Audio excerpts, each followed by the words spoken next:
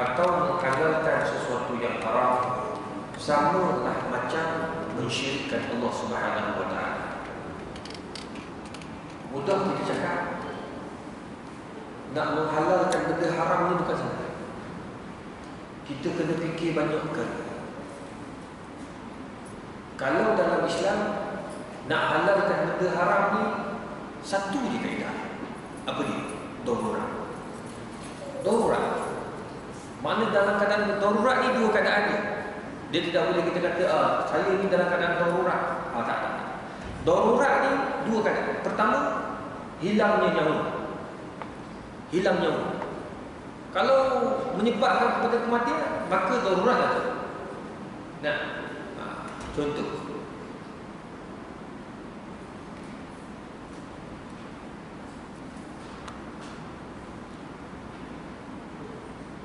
Terpaksa minum air dalam keadaan kita tercekik. Kita makan sesuatu tengah-tengah berjalan, kita tengah berjalan, kita tak tengok kedai arak tu. Tengah-tengah berjalan, tercekik sesuatu. Ni masa tercekik ni memang tak boleh nak buat apa lah. Dr. Azmi ataupun Dr. Azmi pun tak sempat masa tu. Apa yang ada masa tu? Tercekik, cari tu ada orang bukan Islam, Cina bukan Islam, minum tengah togok air.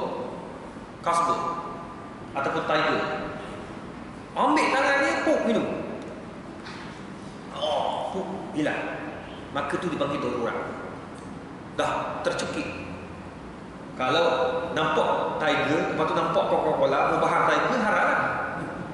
Tak, tiger ada, Coca-Cola ada, pilih tiger saja nak test dia. Tak boleh, sebab apa? Nak cuba menghalalkan. Tak boleh kan? Jadi itu dipanggil darurat. Yang kedua, akan hilang anggota badan.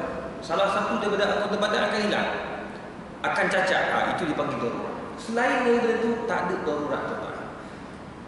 Itu sebab bila nak guna kaedah darurat ni, kena berhati-hati. Itu sebab ulama jarang guna kaedah darurat, kecuali betul-betul nampak ia membawa kepada darurat.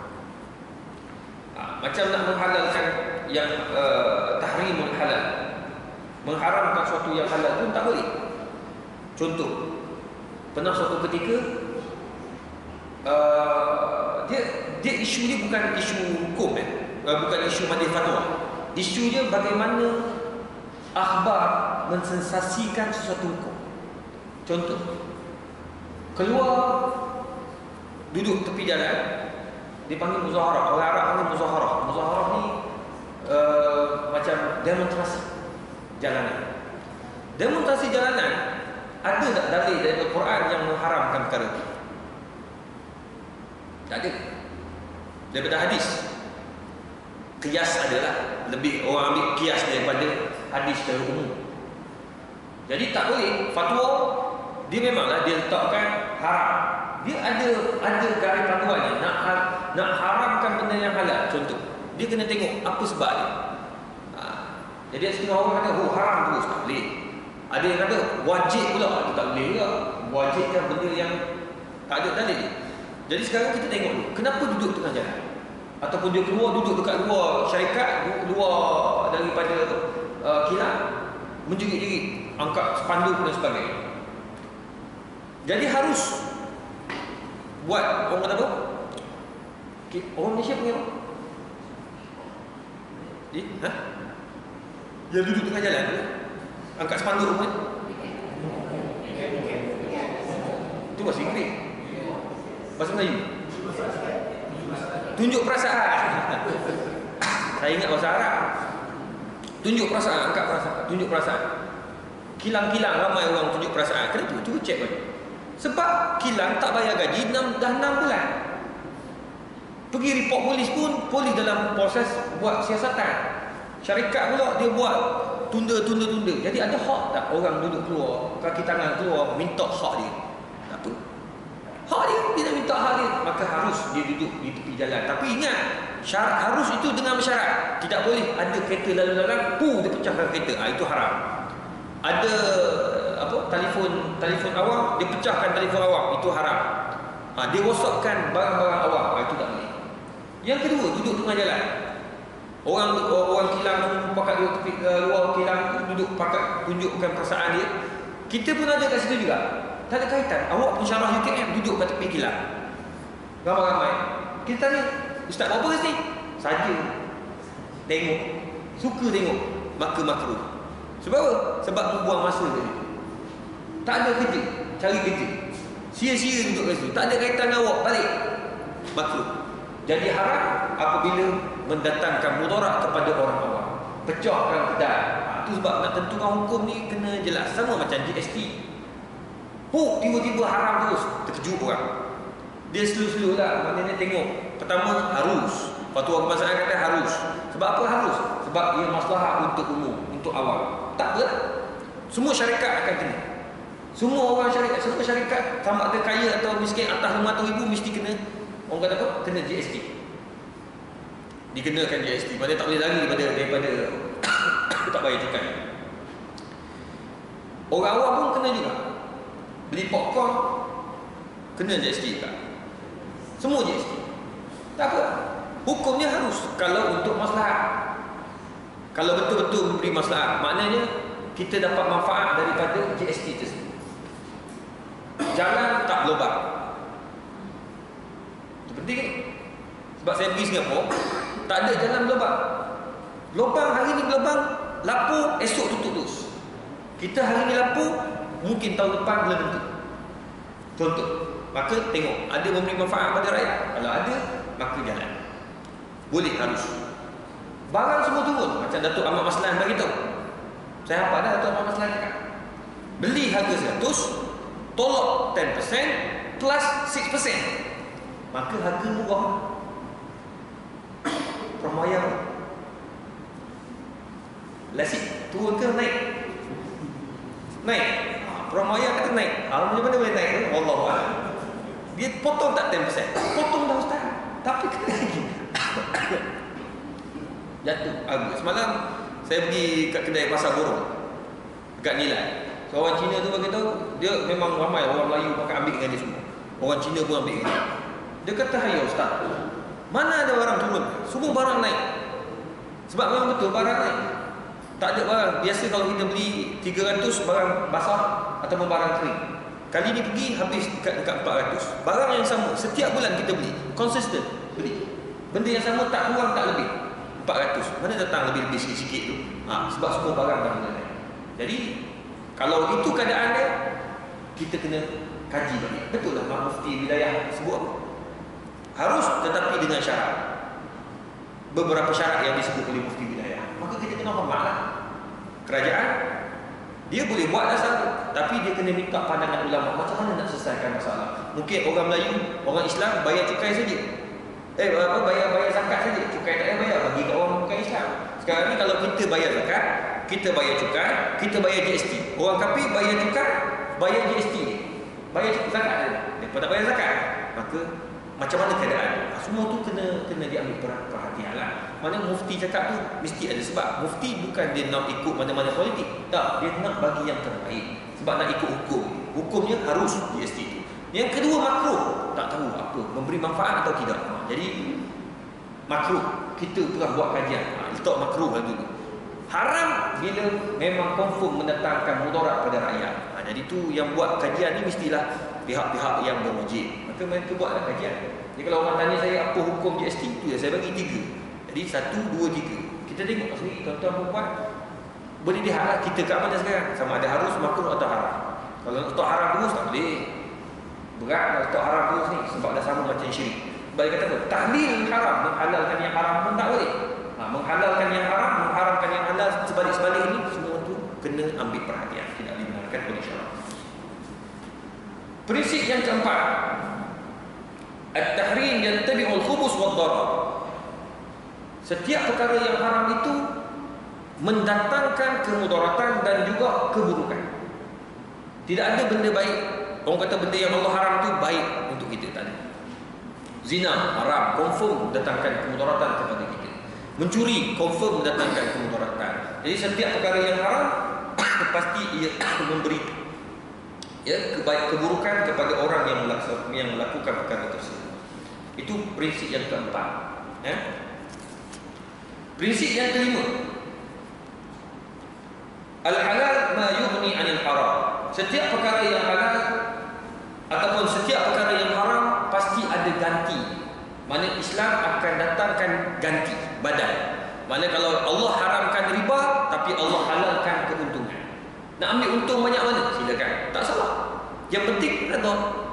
Yang penting kita ambil dengan cara jual beli, maka tidak ada masalah. Jadi oleh demikian kena ambil perhatian. Antara contoh, haram alimul istisqa bil azlam wa 'awwadahum 'anhu du'a al-istikharah.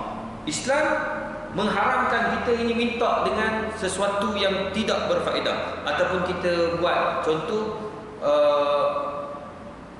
al-istisqa bil azlam ni macam kita nak bermusafir, tak tahu nak musafir ke tidak, ataupun kita nak kahwin atau tidak. Jadi kita buat macam mana? Kita buat macam apa? Melayu buat nasib tilik nasib boleh tak? Tilik nasib haram. Kalau orang Arab dulu, dia letak macam mana tau? Dia ada tujuh anak panah. Jadi dia tulis kat setiap anak panah tu pergi tak pergi, 7 kali. 7. Jadi dia goncang anak panah tu, dia tengok, dia tengok. Kena dekat pokok tamak. Dia pergi kat pokok tamak, dia tengok dekat panah tu, pergi ke tak? Kalau pergi, maka dia akan pergi. Kalau kata tak pergi, dia tak pergi lah. Itu orang Arab dulu. Zaman sekarang tak. Dia tilik nasib. Sama ada dia pergi jumpa Tok Bomong, tak boleh. Atau dia tengok awal, tak boleh. Sebab tu itu antara tanda-tanda yang tidak dibenarkan oleh syarak, menilik nasib dan seumpama. Sebab benda yang akan datang. Cuma apa yang perlu kita buat? Islam haramkan benda-benda seperti itu, dan Allah gantikan dengan yang lebih baik, iaitu istikharah. Istikharah ni pula ramai orang silap. Macam mana nak istikharah? Istikharah dia tak boleh 70-30, 70-30, tak boleh. 40-20, tak boleh. Dia mesti 50-50, 50-50. Pergi tak pergi. Nak kahwin ke tak? Contoh. Biasa orang muda kahwin, tapi kat sini semua dah kahwin lelaki tak? Tak. Nak terima menantu ke tidak? Nak menantu ni boleh pakai ke tak ni? Tengok muka okey dah, tapi tak tahulah. Hati macam tak sedar. Selalu orang perempuan, orang lelaki, selagi mana anak dia okey dia. Orang perempuan sikit dia kena pilih betul-betul. Dia tengok, pegang ikan tak boleh pandai. Hati saya tak rasa tak sedap lah. Pegang ikan dia pun. Orang tu jarang-jarang sekali pegang ikan. Dia dah risau lah. Jadi sekarang dia nak buat tak mau buat. Dia 50-50. Anak pun kata, ikut mak lah, saya ikut mak. Kita pun istikharah. Istikharah macam tu, betul. Bagus. Sebab apa? Dia 50-50. Tapi dia memang nak dia istikharah juga. Itu tak dipanggil istikharah, itu dipanggil hajat. Kita minta biar kekalkan dengan orang tersebut. Itu dia panggil hajat. Kita dah terima dah dia. Kita bukan nak minta Allah pilihkan kita. Tapi kalau Allah pilihkan kita, kalau dalam 50-50 itu, dia akan ada lintasan hati. Kita nak macam mana nak buat? Sebagai contoh, nak pergi ke tidak? Apa baru ni? Saya lupa dah. Nak pergi mana pun ni? Banyak kan? Saya nak pergi ke tidak? Ada satu tempat saya kata nak pergi 50-50. Maka saya istikharah. Ingat. Orang nak jadikan saya duta satu produk, nak bayar saya 200,000 dan muka saya akan ada di produk itu. Duduk dekat TV, duduk kat apalah, tak penting semua tu. Saya confused. Ya Allah, aku nak ke tak? Tanya mak kata terpulang lah, tapi mama rasa macam tak suka. Tanya Omah kata, I rasa I kurang minat. I lebih suka you duduk mengajar gitu daripada you duduk dekat gambar-gambar kopi dan sebagainya. Contoh kan. Lepas tu tanya kawan-kawan media, artis kata, Ustaz, come on Ustaz, that's your peluang. Take 200,000. Oh my God. 200,000 tuan-tuan. Sign kontrak 100,000 masuk account. Batu akhir tahu dapat lagi 100. Saya isi korang, saya kata 50-50 lah. 50-50. Hari pertama rasa tak sedap. Hari kedua rasa lagi tak sedap. Hari ketiga lagi tak sedap. Allah pertemukan saya dengan seorang mufti. Saya tanya dia macam mana, Datuk macam mana rasa? Dia pun kata Syekh tak usah aja. Confirm tu tak? Maknanya kita dah, Allah tunjuk, Allah bagi jalan. Hari pertama rasa tak sedap, hari kedua rasa tak sedap, hari ketiga pak jumpa dengan mufti. Apa? Tolong. Jadi benda tu panggil istikharah. Tak payah kita minta dengan benda-benda lain. Nampak? Jadi tu sebab istikharah ni kita kena buat betul-betul. Buat sesungguh-sungguhnya, minta dengan Allah, tak payah minta dengan manusia. Wa haram 'alaihim riba wa 'awadahum at-tijarah ar-rabihah. Kita diharamkan riba, tapi boleh minta keuntungan dengan banyak mana. Tak salah. Tuan-tuan nak jual ada orang jual roti apa ni, nasi lemak. Nasi lemak sekarang ni satu bungkus berapa ringgit? Yang biasa ni. RM1.50. Kalau tambah sikit lauk jadi RM2.50. Dah. Gitu. Saya balik, ada orang dia jual RM3, RM2.50 yang biasa. Ada sambal, ada apa ikan kecil, ikan bilis. Ikan bilis nampak benar lama tak masak. Ikan bilis. Lepas tu telur. Dia nak jual mahal, silakan. Saya nak jual, ustaz, saya nak jual lain dari yang lain. Saya nak jual RM2.50, silakan. Orang lain jual RM1.50, RM1.50, kau nak jual RM2.50, silakan. Tengok siapa beli. Dah. Okey. Kalau dia orang beli, dia dapat keuntungan berganda daripada orang lain, yalah, tak salah, haruslah. Tetapi mungkin orang takkan datang lagi jumpa dengan dia, takkan beli lagi dengan dia, sebab itu hak pembeli. Okey.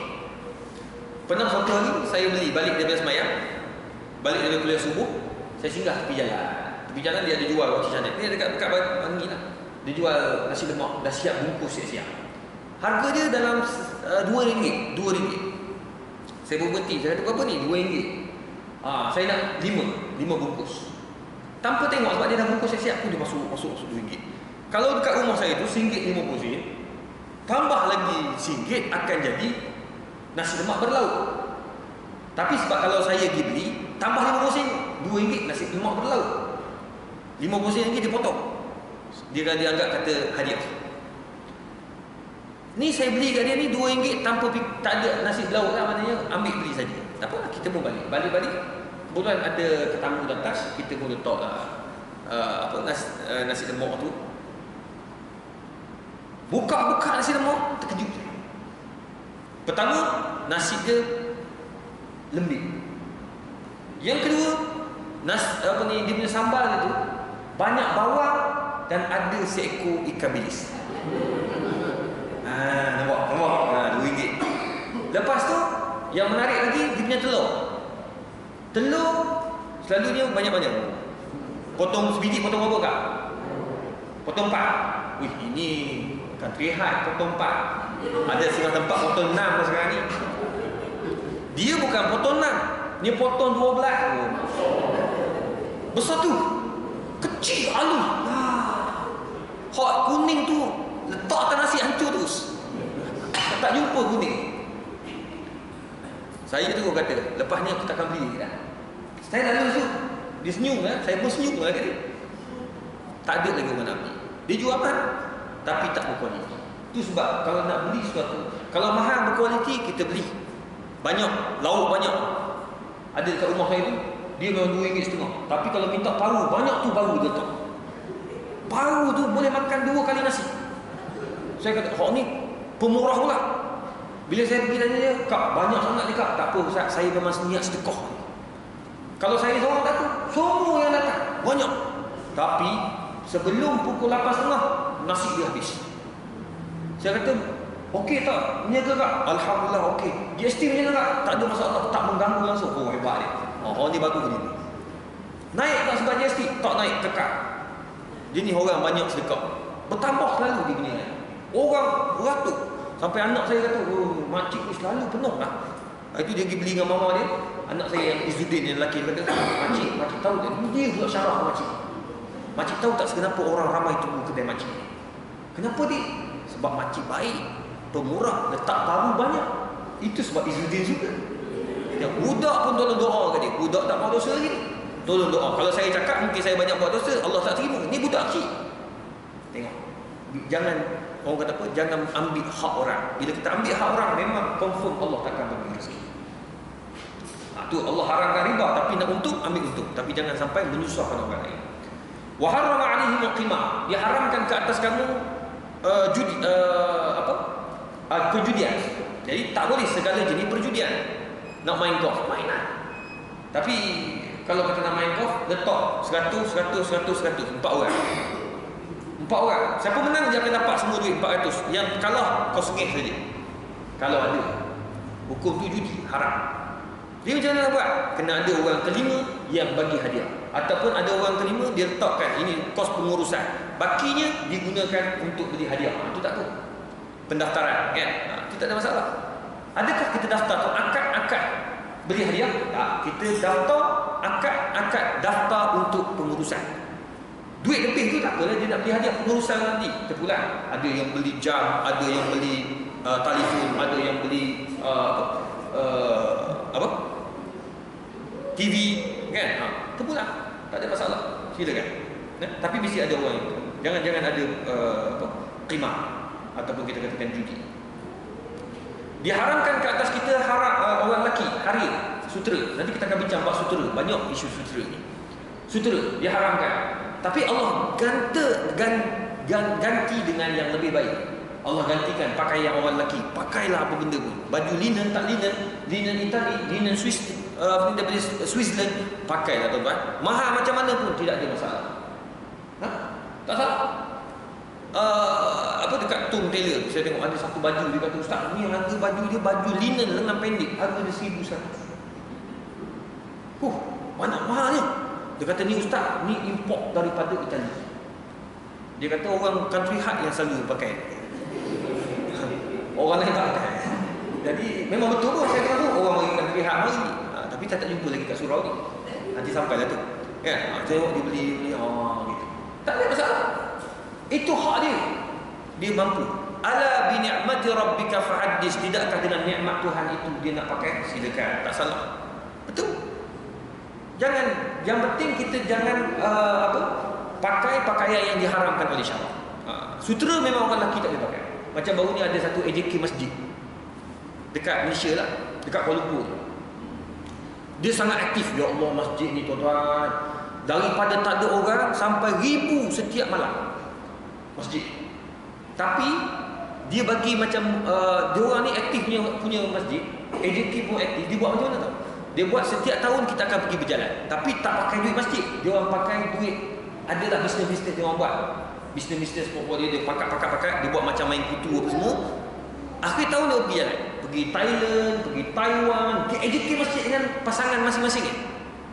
Tiket bayar sendiri. Tapi hotel semua pihak pengurusan yang akan bayar. Bagus dia orang buat. Baru-baru ni saya pergi ceramah dekat masjid. Saya balik, dia orang baru balik daripada China. Jadi lepas tengah mengajar, habis mengajar, orang ada AJK perempuan bangun. Ustaz, saya nak tanya satu benda Ustaz. Allah Akbar, kami jadi khilaf ulama akan hantar kami. Khilaf juga ni. Kami ni Ustaz pergi kat China beli sutera, cadar sutera. Kami beli cadar sutera. Jadi sekarang ni kami dah bagi-bagi anak menantu kami ni. Sebab murah Ustaz, RM100 Ustaz. RM100 cadar, murah kan? Tak? Kalau kat Malaysia Akemi tu pun dekat 4,000. Dekat 4,000, dekat 800. After less dapat 400. Dia beli 100 sutera. Boleh banyak bagi hadiah, semua AJK beli. Jadi sekarang macam mana Ustaz sutera tu? Suami kami tidur boleh tak? Masalahnya dia tanya selepas beli. Jadi dia kena terima apa akibat. Saya kata tak ada masalah. Kalau dah pasang cadar, pasang je lah. Tapi suami tidur bawah, kamu tidur kat atas. Bagi tahu ke anak-anak menantu sebelumnya. Tak boleh. Sebab orang lelaki tak boleh tidur atas sutera, tak boleh pakai sutera, tak boleh. Semua tak boleh. Kecuali suami kita itu kena penyakit kulit. Sebab ada seorang sahabat kena penyakit kulit, Abdurrahman bin Auf. Dia kena penyakit kulit hakah, dia panggil hakah, gatal-gatal. Bila dia pakai baju cotton, dia lagi mengeluarkan bau dan juga cepat gatal. Maka Nabi kata, kenapa tak pakai sutera? Pakai sutera sebab kamu sakit. Itu dia panggil darurat. Sakit. Silakan. Jadi macam kita, suami kena penyakit, tak ada. Maka dua orang jadi itulah hukumnya. Orang lelaki tak boleh tidur atas katil tu kan, tidur kat bawah. Semua pakai rezeki lelaki Allah. Dia tidur bawah. Sekarang macam mana nak buat? Saya kata bagi kepada anak perempuan saja, bilik anak perempuan yang tak ada orang lelaki duduk atas. Dia orang kata, ustaz, kami semua ada anak lelaki ya. Kalau ada anak lelaki, nak buat macam mana? Tak ada anak perempuan, yang mana ada yang tak ada anak perempuan, maka ambil cadar tu sedekah kepada orang yang ada anak perempuan lagi. Bagi. Mana tak boleh duduk orang lelaki. Tu bab sutera. Yang lain silakanlah. Pakailah benda, tak ada salah untuk orang lelaki. Diharamkan kepada mereka zina dan juga liwat, tapi dibenarkan untuk berkahwin. Orang perempuan kahwin dengan mahar yang murah. Janganlah mahal sangat. Sekarang ni pergi, saya baru ni pergi ceramah kat Kedah. Dia kata, ustaz, anak saya yang pertama kahwin 15, tahun ni nombor 2 nak kahwin.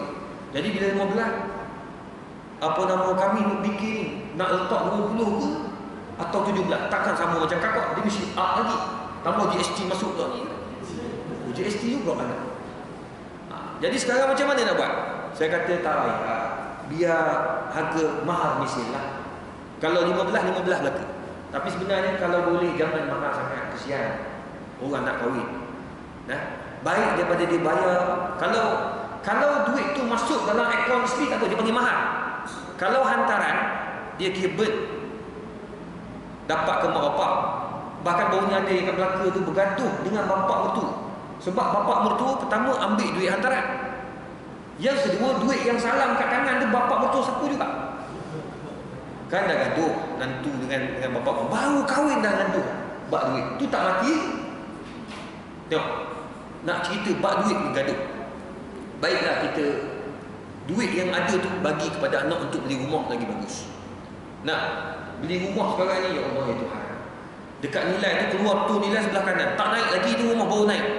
650,000 masa tu.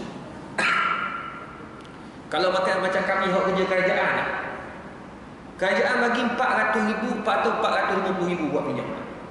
Bayar bulan-bulan 3,000. Allah, nak makan tu. Tak. Macam mana nak beli? Tu 400,000, bapak kena top up lah lagi 200,000 ataupun budak tu sendiri. Dari 600,000. Baru ni saya jumpa dengan seorang profesor UKM. Jusai lagi dia. Jusai, mana gaji dia pun buruk-buruk pun dalam 20,000 ke atas. Tak. Dia kata, ustaz, saya ingat pencen boleh lah honeymoon dengan rumah. Rupa tak ada, ustaz. Baru ni anak pertama nak beli rumah kat nilai tu. Saya kena top up, ustaz. Top up, ustaz. Berapa? 250,000, ustaz. Bankrupt tu saya. Dah anak dia beli rumah 600,000 lebih. Dia kata, tu ustaz. Jadi sekarang ni baik bagi anak-anak simpan duit untuk beli rumah, itu tak. Tapi kalau kita ambil untuk buat mewah, nak buat dengan dewan yang besar, dah beli ikut kemampuan lah. Macam tuan-tuan, orang country hard tak ada masalah. Ya, boleh buat besar mana pun tak ada masalah. Buat duit tak tahu letak kat mana. Tak ada masalah. Tapi isu sekarang ni yang tak reti, yang tak ada duit nak buat mewah juga. Kawan sebelah buat 7 kemah, kita kena buat 10 kemah. Boleh nak berlawan dengan jiran. Dia tak mampu. Itu yang masalah.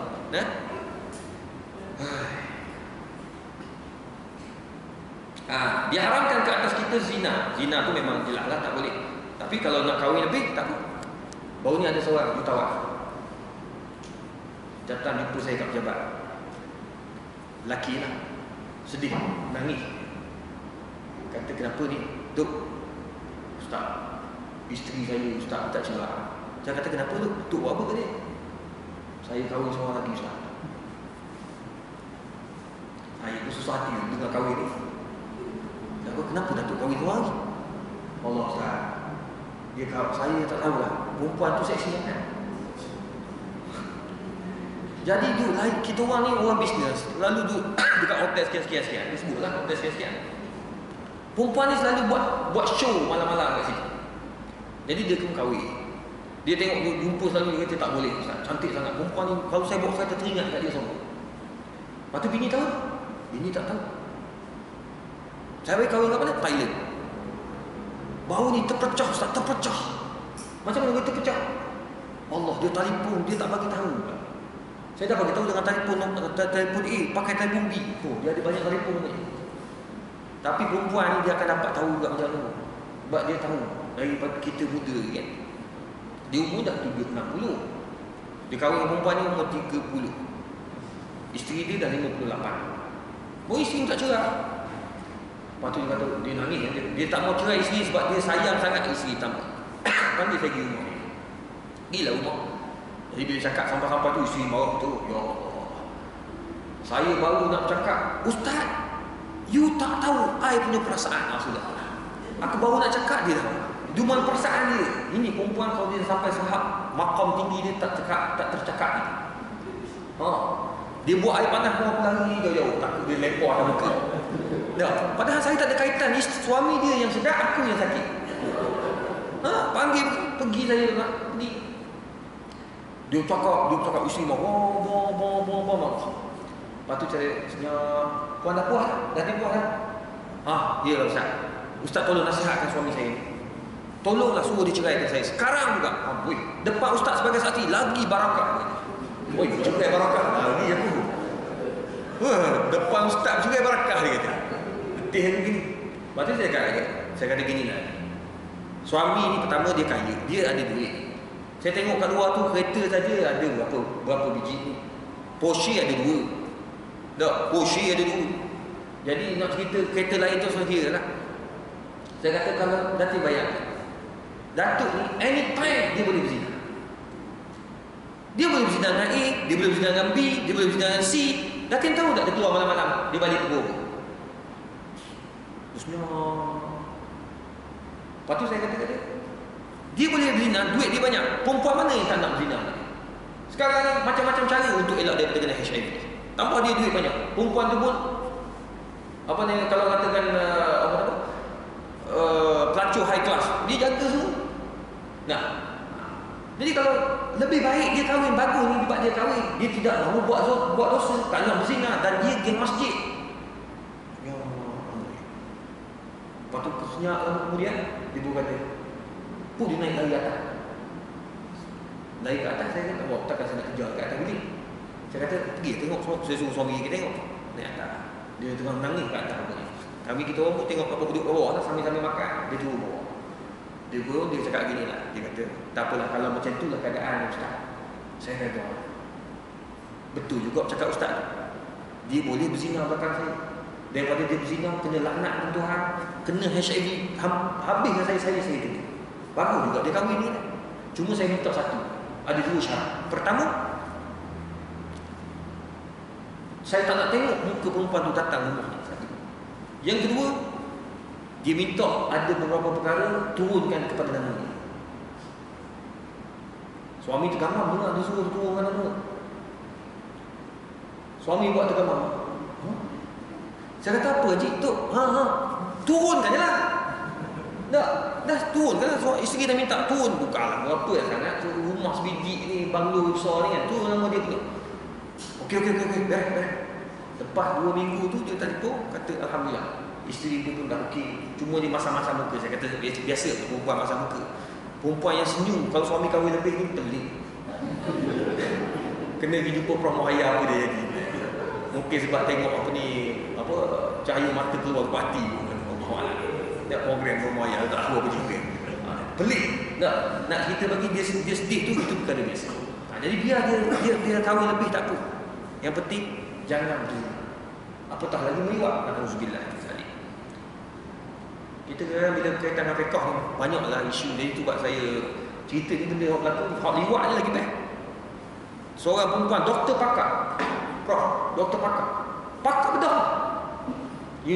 Hospital mana datang cakap, Ustaz tolong saya urut macam mana saya nak jumpa dengan perempuan nak minta cerai dengan suami saya. Saya kata kenapa doktor nak minta cerai? Suami kerja apa? Sama juga doktor pakar juga. Dua doktor pakar. Dah ada anak 2 orang. Saya kata kenapa? Ustaz, dia pun, saya tak nak cakap apa-apa, Ustaz tengok dalam gambar. Dia tunjuk dalam dia punya iPad. Rupanya suami dia adalah seorang gay. Dia dua alam. Dengan isteri dia main juga, dengan lelaki pun dia main juga. Saya sampai peringkat tu. Jadi akhirnya suami tak mau cerai. Bila saya panggil suami dia cakap tak mau cerai. Saya kata isteri ada bukti kuat. Nanti awak malu nanti masuk hospital, masuk mahkamah. Dia akan tunjuk semua bukti-bukti ni. Baik cerai dengan baik. Bila dia tengok ada bukti, dia terus cerai. Minta dia akan cerai dengan baik. Dia cerai dengan baik. Bila daftar mahkamah, dia kata atas asas mereka tidak lagi seharuan. Itu je lah isu. Mana ada orang meliwat, bukan orang tak cerdik, orang doktor pakar meliwat. Allahumma salli ala Muhammad. Allah haramkan semua yang kotor-kotor dalam makanan, tetapi Allah halalkan semua jenis yang baik. Mana semua makanan yang baik, yang enak, tuan-tuan makanlah, tak ada masalah. Asal setiap makanan itu adalah harus. Asal setiap makanan itu harus, sehinggalah terdapat dalil yang membuktikan ia najis atau kotor. Baru boleh kita nak kata ia haram. Kalau tidak, tak boleh. Makanlah apa yang orang kata, Ustaz, saya nak makan daging gajah. Nak makan daging gajah, sila. Kalau nak makan, rasa nak makan sangat kan, makan. Ada tak dalil yang mengharamkan gajah? Tak ada. Quran tak ada, hadis tak ada. Makan. Nak makan apa? Haji Maksa'ad dia kuat makan. Tak kira lah apa jenis makanan, makan je lah. Selagi mana tidak ada dalil yang mengharamkan. Antara yang penyebab kepada haram, pertama ada taring. Taring ni bukan taring saja, taring untuk menerkam. Kalau tak menerkam mangsa, tak ada masalah. Macam tupai bertaring. Tupai bertaring. Dalam mazhab Syafi'i, tupai boleh makan. Cuma orang tak buat tupai. Tonton buatlah sekali. Lepas kuliah kita makan sama-sama. Tapi jangan bagi tahu saya dulu. Kita buat, ataupun seorang nak buat kata Dr. Azmi kata nak sponsor tupai. Masak dulu siap-siap, Prof masak kat rumah, makan. Semua dah makan kenyang. Sebelum pulang, saya nak buat pengumuman sikit. Kenapa? Sedap tak tadi? Alhamdulillah sedap, pandai Prof masak daging tupai. Cakap waktu tengok siapa orang masuk bilik air tadi. Tak apa, dalam mazhab Syafi'i boleh makan tupai. Sebab dia taring tapi tak mengganggu orang, tak gigit orang, tetapi dia hanya makan buah saja. Sama macam dubuk. Mazhab Syafi'i boleh makan dubuk. Kan kita tengok kotor kan. Dia makan dubuk ni, dia makan hasil bangkai yang dimakan oleh singa. Lebih-lebihan tu dia makan. Tapi dalam mazhab Syafi'i boleh makan tu. Tapi kita tak makan lah. Cuma tak makan. Jadi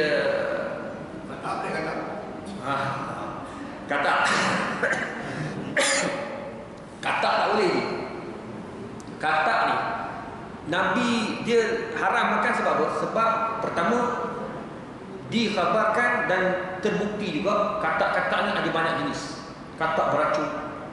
Bukan saja dalam beracun, luar pun ada yang racun. Satu, mendatangkan mudarat bahaya. Dia panggil saddu zara'i. Tutup awal-awal lagi katak ini daripada makan. Takut ada yang tersilap makan, mati terus. Yang kedua, katak ini tak boleh makan kerana ada hadis Nabi SAW melarang kita bunuh katak. Hadis ni yang menyebabkan saya menangis suatu ketika ni. Sebab saya adalah pembunuh katak masa kecil. Bulan Ramadan katak lagi jumpa saya. Saya cerita dalam TV9. Saya tak malu pun. Dalam tanya ustaz, saya cerita jahatnya saya dulu. Tapi jahat masa belum balik. Dah balik jadi baik. Jadi baik. Jadi dulu masa kecil dulu saya katak-katak ni kita tangkap kan dulu apa ni mercun. Ingat tak mercun Cina? Lepas tu mercun cili api pula lah. Cili padi. Yang kecil kan. Kita ikat masuk mulut sumbat kok merah tu sambung dia punya muncul. Lepas tu badan tu kan ada mercun katak. Ingat tak? Saya pakaikan mercun katak keliling badan, saya sambungkan muncul. Habis lubang punggung saya sumbat dengan apa mercun yang kecil. Jahat itu kan. Nakal bukan jahat, nakal. Sambung, lepas tu bakar dia meletup terburai mulut dia. Bila baca hadis yang Nabi kata bunuh binatang, cabut semua pokok-pokok tepi jalan tanpa sebab akan dipersoalkan di akhirat. Menangis tu saya. Saya tu tanya Syekh, masa tu Syekh yang mengajar saya Syekh Abdul Qadir Ardaud, guru kepada Dr. Zulkifli Al-Bakri juga. Dia ni muhaddis Syekh. Saya tanya dia, Syekh, masa tu saya ni, saya kata Syekh, wallah qatilt, aku dah bunuh banyak dah. Apa nama katak. Macam mana? Dia kata, tu ila Allah. Taubat tu kepada Allah. Macam mana saya dengan katak? Nak kena minta maaf macam mana katak? Dia kata, afallahu amma salam. Dia kata, minta maaf, nanti kamu tunggu dah di akhirat apa cerita. Takut lagi saya. Aku dah bukan sekor, banyak tuan. Beberapa tahun juga dah. Sementara nak pergi ke Syria, memang hobi. Sebelum raya, itu kerja dia. Bunuh katak. Dulu katak banyak, sekarang katak tak ada. Tak tahu nak di mana katak. Habis semua jadi rumah lagi. Jadi, tak boleh makan. Sebab Nabi larang bunuh katak. Sebab setiap suara yang keluar daripada katak, zikrullah, berzikir kepada Allah.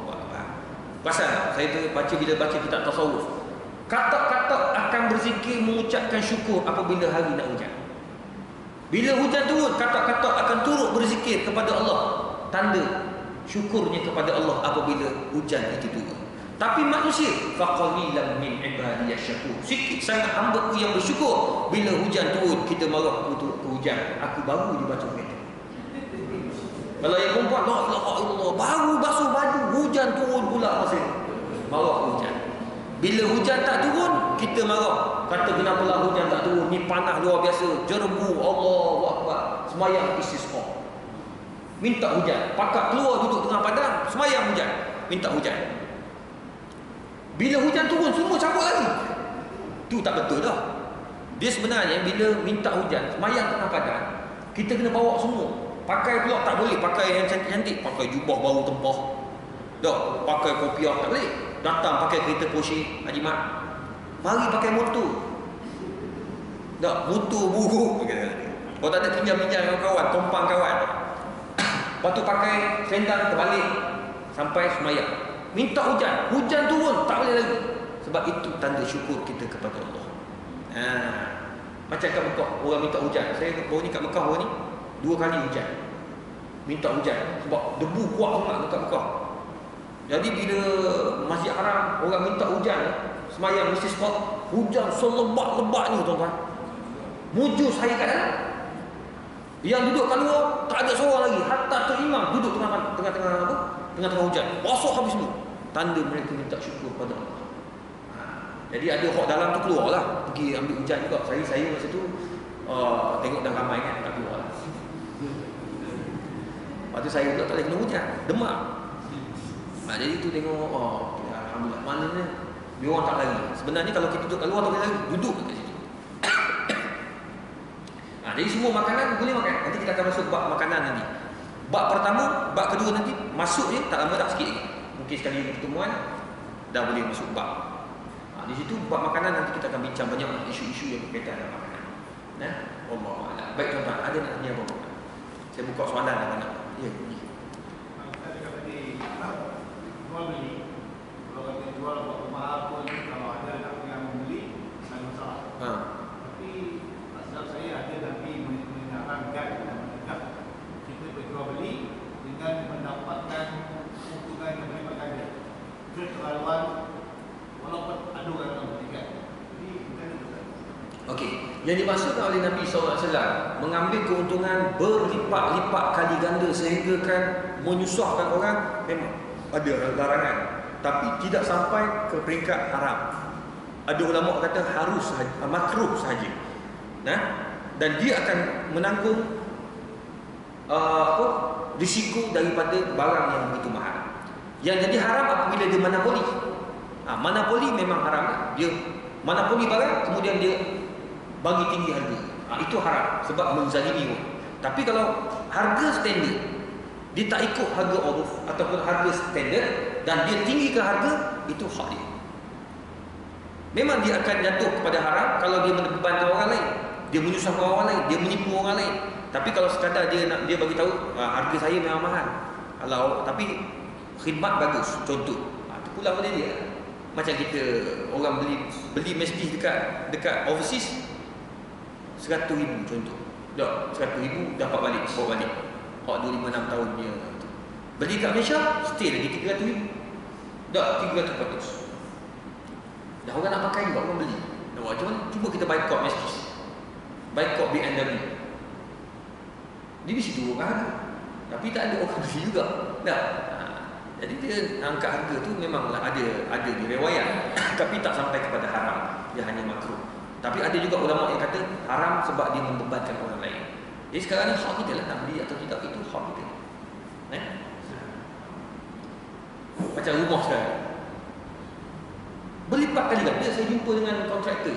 Oh ni daripada Miri, saya duduk tepi saya ni kontraktor apa? Syarikat besar lah. Apa nama kerajaan ni.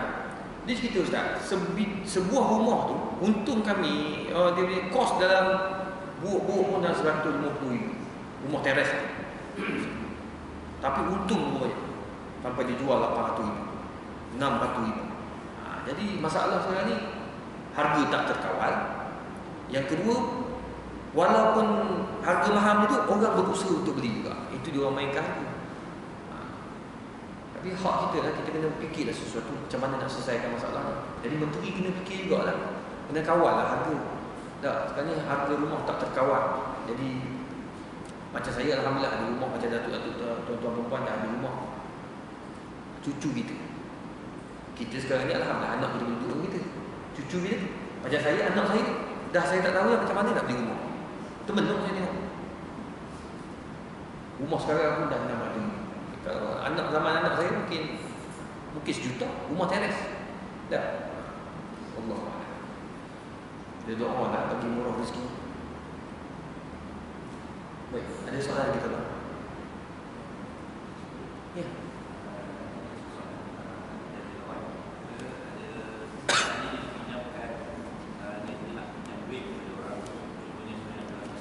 Aha.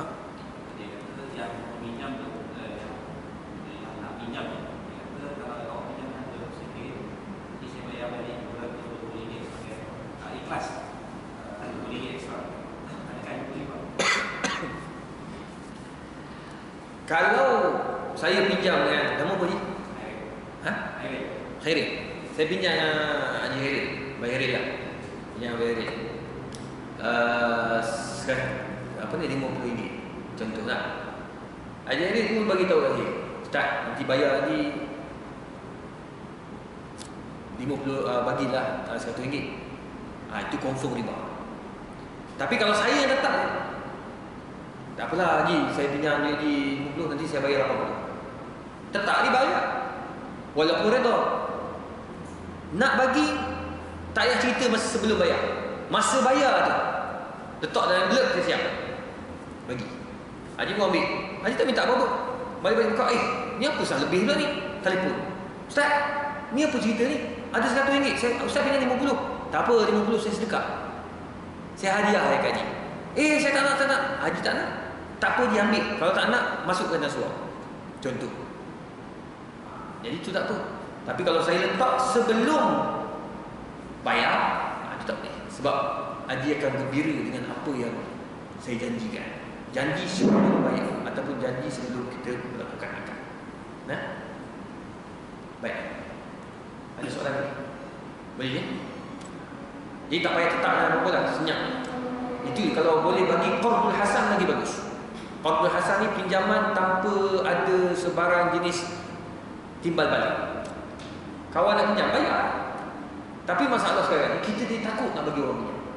Sebab tak payah. No. Kita bukan tak nak bagi, kita bagi. Tapi janji nak bayar bulan depan, tak payah bayar. Jadi itu yang menyebabkan kita dah merosakkan nama baik Islam. Jadi sebabnya tuan-tuan, kalau dah pinjam, bayar mengikut perjanjian.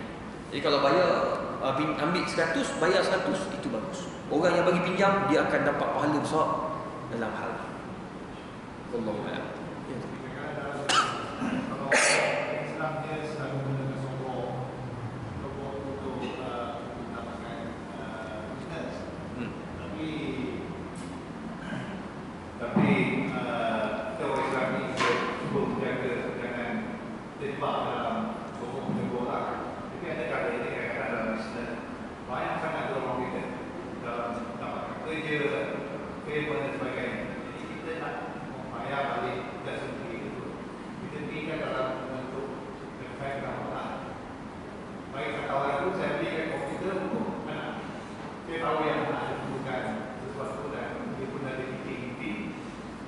sebagai balasan saya memberikan komputer tempat saya pergi ke mana. Jadi niat sedekahlah. Jadi kena. Okey. Nak bagi hadiah kepada orang yang tolong kita dapatkan projek. Kalau sama juga kaedah ni, kalau kita bagi sebelum projek tu dapat, dah janji dah. Kalau saya dapat ni, you akan dapat 10%. Dah janji siap-siap dah. So itu memang tak boleh lah, rasuah tu. Dah tak boleh awak janji sebelum dapat. Dah dapat nanti nak bagi sedekah, silakan. Dah dapat nanti, oh alhamdulillah saya dapat dah projek, alhamdulillah syukur. Nak ambil dah hadiah sedikit. Saya tak nak. Tak ada, memang saya nak niat sedekah. Ambil hadiah. Pas sedekah ni orang miskin. Jadi jangan bagi kat dia beli laptop, jangan bagi kat dia je. Bagi juga pada fakir miskin. Jadi maknanya bau fair. Mana orang kaya tu pun dapat hadiah, yang orang miskin pun dapat hak masing-masing, zakat ataupun sedekah. Tapi kalau sebelum dapat kita dah janjikan habuan dia, itu tak boleh. Tak boleh. Dah dapat nanti barulah okey, macam mana nak bagi hadiah, itu tak salah. Orang perempuan tu mic ada.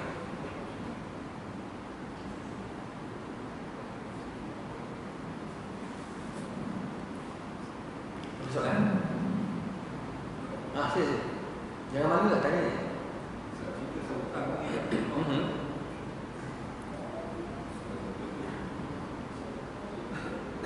Sebab kita sebutkan ni kan, kalau seseorang tu benar kita kerja dan kamu dia tak payah, kita ni pun jenis bukan minta kan.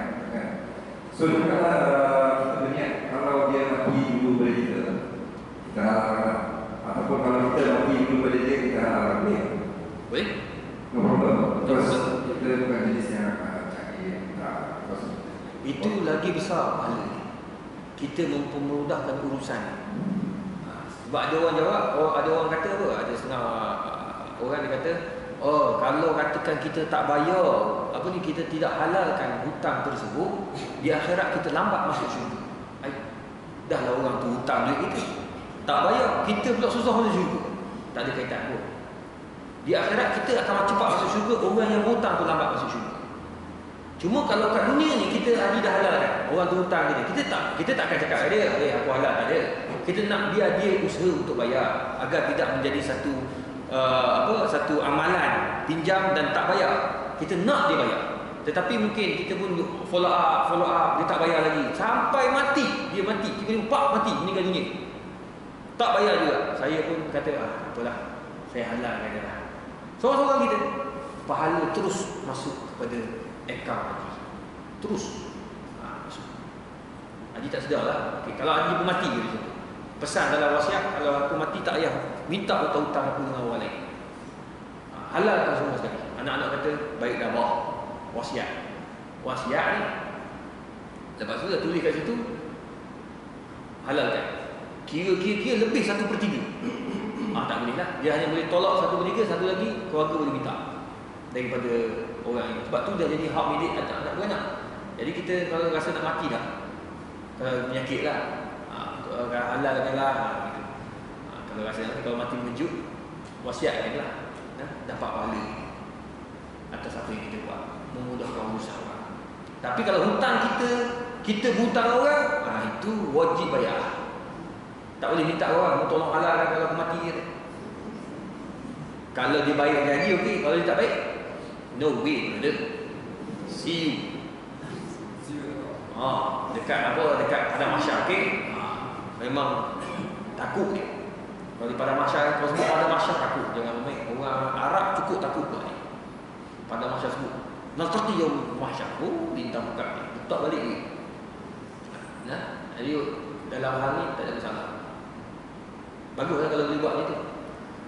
Tapi kita kena minta jugalah agar orang tu belajar daripada perangai yang tidak buat benda yang haram. Allah. Baik, ada soalan?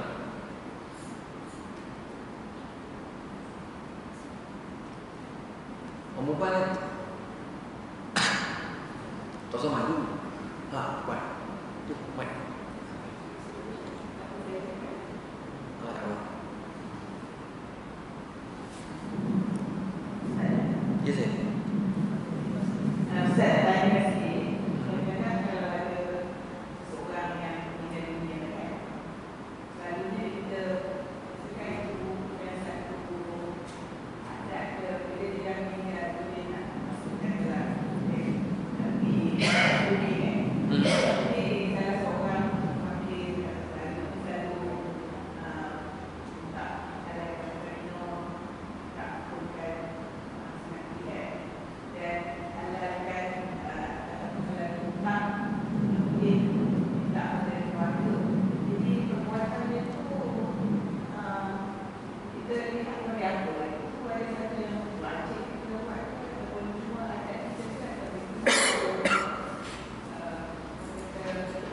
Amalan sunnah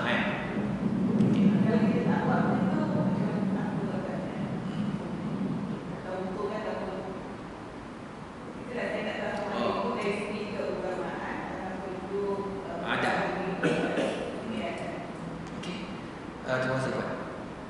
Kalau selalu ni, kalau orang meninggal dunia, akan ada orang atau ahli keluarga akan bagi tahu anak-anak dan sebagainya, akan maklum kepada jemaah jika si mati mempunyai sebarang hutang. Kalau si mati ada A atau B, ada buat dosa, tolong maafkanlah. Dosa, maafkan. Kalau ada hutang, sila datang jumpa dengan saya atau isteri atau begitu. Nah, adakah itu adat atau sunnah? Ia merupakan sunnah Nabi SAW. Sunnah. Yang cakap tu adalah wakil keluarga. Kalau suami yang meninggal, wakil isteri. Kalau isteri meninggal, suami sendiri cakap atau anak yang cakap. Nah, orang perempuan tak payah. Saya ni tolonglah. Tak selesai masalah. Orang pun tak faham apa dia. Tak. Orang perempuan wakil pada orang lelaki. Orang lelaki akan cakap. So orang lelaki akan panggil, kalau ada hutang, sila datang jumpa dengan saya sebagai wakil kepada keluarga atau kepada keluarganya terus. Sebab itu tanggungjawab pertama selepas orang itu meninggal. Kita nak tahu siapa yang hutang. Kalau ikutkan sunnah Nabi, di bawah bantal ni kena ada tulis catatan hutang dengan siapa. Kan tulis hutang dengan siapa, hutang. Itulah tulis. Tak bawah bantal. Kalau mati mengejut, maka isteri kita atau suami kita boleh ambil. Oh, isteri aku ada hutang, bagi tahu. Tu cari nombor sikit. Masalah kita tak letak benda tu.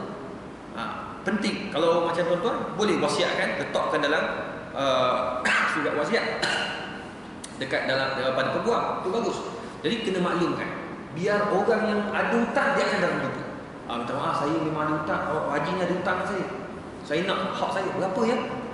10,000. Allah banyaknya ya. Nanti saya cek. Jangan pula kata tak boleh, minta kurang sikit. Itu hak dia. Kena datangkan bukti. Ada bukti dah.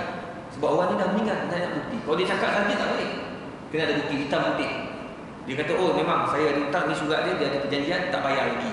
Kita wajib bayar. Sebelum paraikkan semua harta tu, wajib dulu bayar 10,000. Itu tanggungjawab. Itu memang syariat Islam. Nabi buat macam itu kepada beberapa orang para sahabat. Kalau orang ini ada hutang, sila datang jumpa dengan aku akan bayarkan. Nabi bukan ada duit. Tapi Nabi tahulah cara macam mana nak selesaikan hutang orang. Tapi ada dalam hadis yang lain, Nabi tak mau sembahyangkan. Dua keadaan. Nabi datang, orang yang ada hutang ada. Sikit duit hutang, berapa sen dia hutang. Nabi patah balik. Sahabat tengok, kenapa Nabi balik? Semua patah. Nabi tak mau sembahyangkan.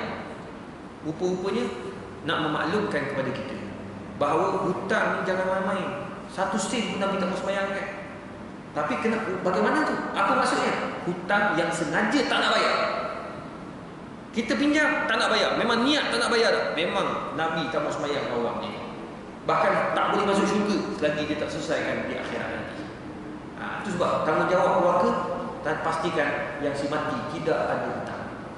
Itu tanggungjawab. Jadi kita kena tanya, betul? Itu dari syariat, bukannya daripada adat.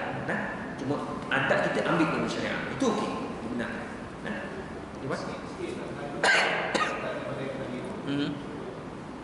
Yang anak-anak selalu menempel kepada ayah yang nak tinggal sampai meninggal disimpan untuk menjelaskan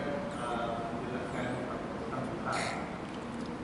Jadi kita beritahu plan siapa yang ada hutang, kita beritahu. Jadi berapa lama kita menunggu Ustaz? Berapa lama kita menunggu, ada tak ada datang claim ke tidak sebelum duit yang dihaskan dan ditentukan untuk bayar hutang ni dibarangkan. Kita tak betul lama sangat. Jadi ada tak masa tak ada, dia tak ada masa. Tempoh sampailah faraid dibahagi-bahagikan. Kita pertama sekali wajib bayar yang jelas, yang ada bukti. Yang tunggu orang datang maklum tu selagi tempoh uruf. Maknanya sementara nak siapkan urusan-urusan faraid lama. Setahun 2 tahun boleh tu siap lagi. Arwah ayah saya menikah dah 4 tahun. sampai hari ni pembahagian tu belum selesai tu nama apa semua lagi. Jadi dalam tempoh ni orang datang minta, kita boleh tolak tu daripada duit apa? Duit hutang. Duit yang sepatutnya dapat. Itu tak ada masalah. Kalau tak ada orang minta tu selalunya tak ada tu, insya-Allah. Sedangkan dia baik dan kalau ada orang tahu dan dia tak boleh kira. Kalaulah duit tu boleh katakan lepas dah paraik semua dapat dah. Tengok-tengok ada orang datang, saya ada hutang sebenarnya 5,000 ni. Tengok banyak. Kita sebagai anak takkan tak nak bayar. Kita dah ambil harta bapak ni 50,000. Tak? Bayarlah. Sebab itu hutang manusia. Kalau ada bukti bayar, walaupun dah diparaikkan, pakailah duit kita. Tak? Takkan kita sanggup bapak kita mati berhutang orang 5,000, kita tak nak bayar. Wajib bayar. Bayar. Kalau kata kita tak mampu nak bayar, kutip adik-beradik yang semua yang dapat duit paraik tu, kutip sikit seorang, cukupkan 5,000 bayar. Jangan cakap banyak. Bila sebut hutang si mati, bayar semua. Kita tak tahu apa keadaan di dalam sana. Cukup menakutkan tuan. Bak alam kubur ni. Nyerang. Sekarang ni mati tak tahu di mana.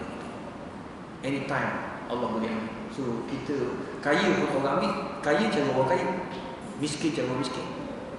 Jadi itu sebabnya mati ni kita kena muhasabah. Masa Tan Sri DJ jatuh tu, saya ada kat Kedah. Dia ada beberapa kali diminta dengan pembantu saya untuk pergi ceramah di tempat dia, pejabat dia. Tapi memandangkan masa tidak sesuai ataupun masa itu bertembung, saya tak dapat pergi. Dengar-dengar dia jatuh. Nak cerita bagi bayangkan. Saya cukup tak setuju bila ketika dia meninggal orang keluarkan dalam Facebook yang bukan-bukan. Ya, yang tulis kata ini balasan Allah. Sebelum masuk neraka dah kena bakar kat dunia. Astagfirullah. Itu ayat-ayat yang tidak boleh diguna pakai. Kita ni wajib husnuzan, baik sangka dengan si mati. Haram kita membuka keaiban orang. Orang tu dah mati sudah cukup. Kita kena kalau lepas meninggal kita kena apa nak cakap pada jenazah ni? Kita akan cakap apa? Baik.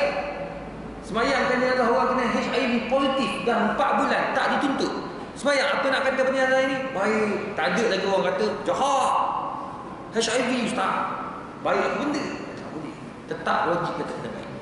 Apatah lagi orang-orang yang jatuh gitu. Orang jatuh ni kita kena ingat satu. Cuba kita letak tuan-tuan perempuan ada dalam kapal terbang. Saya seminggu 4 kali 5 kali naik kapal terbang.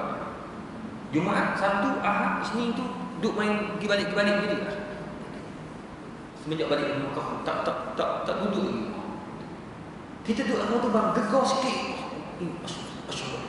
Muncak tu. Gegar sikit. Cina sebelah saya ni daripada apa? Daripada Kedah. Ingat Tuhan tu dia. Tadi tak ingat Tuhan. Aku seorang dan sembahyang subuh.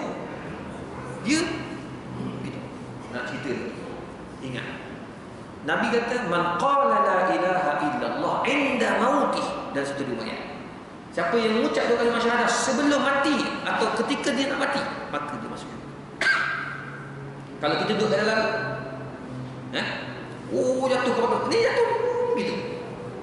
Dah ingat projek. Macam mana projek kita ni? Dah ingat. Wah. Masa tu yang kita ingat asyhadu an la ilaha illallah. Automatik keluar. Cuba buka YouTube. Semalam saya tengok anak saya sebelum tidur yang Izudin saya buka yang kapal terbang Indonesia. Apa nama yang duduk yang jatuh? Apa? Bukan Asia yang before that. Adam Adam yang jatuh yang Allah. Ya. Ingat Allah. Sebelum tu dia gelak-gelak dia. Dia kata apa ni bahasa Indonesia. Lepas tu jatuh. Allah. Akhir dengan Allah Akbar. Dia tak ucap tapi dia menyebut nama Allah. Syurga. Tak payah cakap banyak. Tak. Jadi tak payah praktikan. Itu sebab nak cerita di mana-mana. Tapi kalau sampai masa yang seorang tu di abang tu berhenti kan. Tak turun. Betul. Jatuh lepas betul lah. Hak turun tu rasa syukur berapa kali kan. Kata kalau tidak lama dah aku mati. Nak cerita. Jadi mati ni jangan main-main. Bayar. Selagi ada hidup, kita gunakanlah untuk kebaikan. Sama-sama lah. Kita ni ada masjid, ada surau, kita hidupkanlah surau ni. Kita buatlah apa yang perlu. Tuan-tuan, tak rugi tuan-tuan datang. Kalau mati tengah belajar Allah, mati tengah semayang lagi lah. Jadi kalau kita baik kita datang tempat-tempat macam ni dapat faedah. Kadang-kadang orang luar tu mungkin tak perasan. Jadi bila kita jumpa dia orang kat luar, kita ajaklah sikit-sikit, lama-lama jadi mungkin. Allah Ta'ala. Orang maya tu boleh lah kembangkan dekat dalam Facebook mari. Tapi nak masuk sini payah. Ada orang luar nak masuk yang dekat-dekat ni belakang ni. Dia tahu saya kuliah tadi, tapi nak masuk kena tunjuk IC apa bagai susah lah. Betul juga, bukan masuk mengompok pakai kopi, mengompok pun ramai juga macam tu. Jadi tak apalah, yang dalam-dalam ni kita panggil datang, insyaAllah hidup tu. Jangan putus asa. Saya pun kalau tak ikutkan jadual semalam PA saya cakap, Ustaz ni kenapa Ustaz terima yang country high? Berbaloi tu Ustaz datang. Saya kata dah, sebab dia suruh ambil gambar, saya tak ada gambar nak tengok. Ambil gambar hantar, dia kata, Ustaz nak letak Facebook ni, tak ada gambar ke? Dia kata bukan masalah ramai tak ramai, yang penting kita nak cuba usaha untuk, sebab jadual saya sangat padat. Nak minta kuliah bulanan dah memang tak mampu dah. Tapi saya terima memang atas asas kita nak hidup ke masjid. Saya nak cabar diri saya kata satu hari insyaAllah akan ramai macam mana saya buat dekat Putrajaya. Daripada 5 orang kat Putrajaya, sekarang dah sampai 1000 orang. Sampai selepas kuliah akan ada orang sponsor kambing. Jadi sampaikan ada orang SB dihantar untuk tengok apa yang Ustaz Ishak ceramah sampai orang boleh sampai 800 ke 1000 orang. Takut apa ni game militant ke wallahualam. Saya mengajar fiqh lah, mengajar fiqh bab semayang, tapi saya buat cara mudah biar orang muda boleh dengar. Lepas tu saya keneng-keneng lah. Orang ni waktu pejabat tak sempat nak masuk dia perempuan ni. Siapa yang boleh derma kat belakang tu buat makan lepas main isyak cukup bagus. Saya pun mengajar tak lama sampai isyak saya berhenti, ni nak berhenti ni. Lepas tu makan. Dia orang buat, ada yang buat. Jadi orang suka lah. Tak payah masak ke rumah yang perempuan penuh. Sebab tak payah masak. Bila isteri datang masjid, suami malah macam mana pun datang juga nak makan. Akhirnya datang dengan kuliah, beli kitab. Lepas isyak semayang isyak pun semayang makan. Itu pun salah satu dia teknik untuk tarik orang. Jadi mungkin surah An-Nur kalau surah Putrajaya tu boleh buat makan kambing seekor lepas masak, lepas makan. Apa salah? Surau kita ni kambing. Apa? Memang suka-suka lah. InsyaAllah lama-lama insyaAllah boleh. Kita kena usaha sikit lah. Cuma kita kena rajin. Cuma orang kata Ustaz macam mana yang perempuan uzur nak masuk masjid. Uzur ni memang ada perbincangan ulama, ada khilaf. Saya tak nafikan. Tapi di Malaysia perempuan uzur tak boleh datang masjid. Tapi pandangan saya, kalau dia pasti, dia yakin tidak akan membocorkan mana benda yang darah tak akan bocor, why not dia masuk? Tak sebab dia duduk dengar. Bahkan dalam mazhab sini dia dalam keadaan kalau dia ni menghafaz Quran, dia ni cikgu yang mengajar Quran dekat sekolah, dekat universiti. Kalau period dia boleh mengajar, dia boleh baca Quran, dia boleh menulis Quran, dia boleh mengajar orang Quran. Kalau kat universiti tu pensyarah perempuan mengajar tafsir berapa ramai? Tak. Hari ni masuk, kalau dia datang period 7 hari, minta maaf semua, hari ni saya period. Semua baca masing-masing ya. Suka pun tak. Sebulan tunggu 7 hari. Pensyarah period. Tak, dia boleh mengajar. Dalam mazhab sini dibenarkan, ada kelonggaran. Sama juga macam kita kat Malaysia. Macam kat sini tuan-tuan, saya tahu tuan-tuan banyak membaca. So saya pasti tuan-tuan tahu perbezaan pandangan. Kalau yakin dah kita pakai pad hari ni, isteri pakai pad, anak pakai pad kiri kanan, ada kiri, ada kanan, depan, ada belakang. Tak. Sampai saya tengok si kawan saya sama tu yang dalam TV tu, apa? Adibah no. Dia buat sampai sengit dia kata benda sebenarnya. Rupanya nak kata pakai pad. Ya Allah. Tak jumpa lagi dia. Kau juga dia kata bagus punya iklan. Nak cerita takkan tumpah darah. So kalau yakin dia tu boleh masuk. Lepas tu test, tak payah cerita kat orang. Saya period ni, tak apa ke masuk. Memanglah orang marah. Buat semua. Orang tanya orang semayang, kau cabut. Orang makan. Jangan buat semayang. Tak ada masalah. Dibenarkan. Itu salah satu pandangan yang dibenarkan. Ya. Pegang Quran ni, Ustaz, mesti kena ada wudu. Dalam mazhab Syafi'i, pegang Quran kena ada wudu. La yamassuhu illa al-mutahharun. Allah sebut dalam Quran tidak sentuh kecuali orang yang suci. Namun ada sebahagian ulama dalam mazhab Hanafi dan juga sebahagian ulama dalam mazhab Hanbali, la yamassuhu illa al-mutahharun. Mutahharun itu ialah malaikat. Ditafsirkan sebagai malaikat, maka tak ada wuduk boleh pegang dalam mazhab lain. Tapi mazhab Syafi'i kena ada wuduk. So lebih baik ada wuduk daripada tak ada wuduk. Kita pegang dengan kain pun sama je lah. Kalau ikut mazhab ni, kalau tak ada sebab kita pegang saja-saja nak pegang Quran, Kita nak ambil, nak letak balik. tak ada masalah. Boleh. Boleh.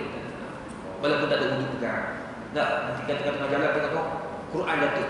Oh minta maaf, saya tak boleh wuduk. Akak dia apa pula ambil. Dia sama kaedah macam kita lalu dekat apa ni, kat clubhouse. Kan ada kolam mandi kan. Tengah-tengah kita tu tengah minum tu, tiba-tiba ada perempuan pakai bikini lemas. Contoh. Haji pakai jubah dia punya kopi. Tak ada orang.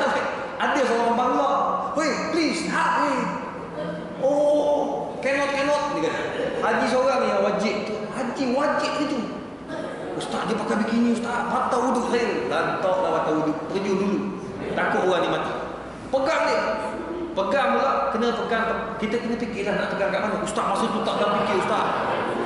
Tak dalam fikir ustaz. Saya sambut dia gitu ustaz. Tengok-tengok terpegang dia punya bahagian yang tak sepatutnya ustaz. Macam mana ni ustaz? Masa tu darurat, tak ada masalah. Kau pegang dulu sampai atas, lepas. Astaghfirullahaladzim, baru astaghfirullahaladzim. Jangan dalam air tu. Oh ya Allah, lemah haji. Oh. Siap. Pak dulu lagi ambil orang satu. Itu memang haram kan. Selamatkan orang tu, sebab dia dalam darurat, lemas. Ambil dia naik atas. Lepas tu bila dah naik atas, nampak tak, panggil seorang perempuan tolong bagikan bantuan pernafasan. Cium. Kalau ada orang perempuan suruh dia buat. Kalau semua tak ada, barulah kita cium. Ni kita. Saya dulu. Saya dah tujuan, saya kena buat. Hak tu kemudian Allah. Wallahu a'lam. Boleh pukul 9 lebih lah. Isteri saya pesan tadi suruh balik awal. Wallahu a'lam. Dan insya-Allah kita jumpa pada bulan depan. Apa yang baik daripada Allah, yang kurang billahi taufiq hidayah. Assalamualaikum warahmatullahi wabarakatuh.